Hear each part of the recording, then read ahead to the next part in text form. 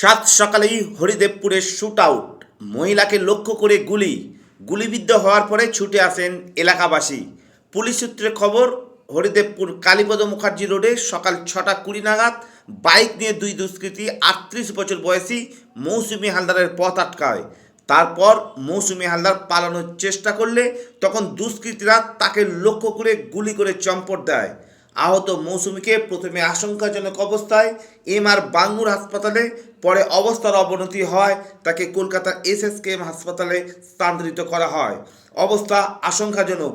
এই ঘটনায় হরিদেবপুর এলাকায় আতঙ্কিত। হরিদেবপুর থেকে শেখ সাবিরের রিপোর্ট, এসএস স্টার নিউজ। একটা গাড়ি উনি একটা নিয়ে এসেছেন, ঘুরে যান গাড়ি করে নিয়ে আমরা তখন ওনাকে ধরাধরি করে তুলে দিয়েছি। ঠিক আছে, পরে ওনাকে নিয়ে গেল, ব্যাস এই অবধি আমি জানি। কেমন আছে করছি, আওয়াজ পেয়েছেন? কোনো আওয়াজ? না না, কোনো আওয়াজ পাইনি। আমি জাস্ট আমার ছেলে মেয়েকে আমার স্কুলে দিয়ে আমি তখন ব্যাক করছি আমি।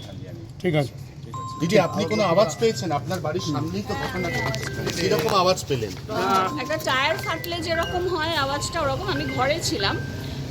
ফার্স্টে সকালবেলা আমি বারান্দায় জামা কাপড় শুকোচ্ছে কিনা দেখতে এসে দেখছি কেউ একজন দাঁড়িয়েছিলেন বাইক, বাট হেলমেট পরা। তো আমি নর্মালি ঘরে চলে গেছি।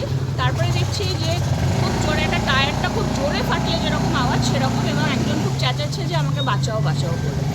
তো আমি ভাবলাম ওদের অ্যাক্সিডেন্ট হয়েছে, টায়ার ফেটে পড়ে গেছে। তারপরে কিছুক্ষণ পর বারান্দায় এসে দেখি যে উনি পড়ে আছেন সোজা হয়ে, মানে মুখটা উপর দিকে ছিল, পিঠটা ইয়ে।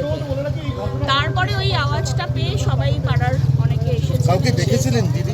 না, আমি দেখিনি, বাট যদি উনি হয়ে থাকেন, আমি কাউকে গুলি চালাতে দেখিনি। ততক্ষণে উনি অলরেডি অনেকটা এগিয়ে বাইক করে। কজন ছিল? একজন। সব খবর সবার আগে পেতে সাবস্ক্রাইব করুন আমাদের ইউটিউব চ্যানেল এবং লাইক ও ফলো করুন আমাদের Facebook page, SS Star news.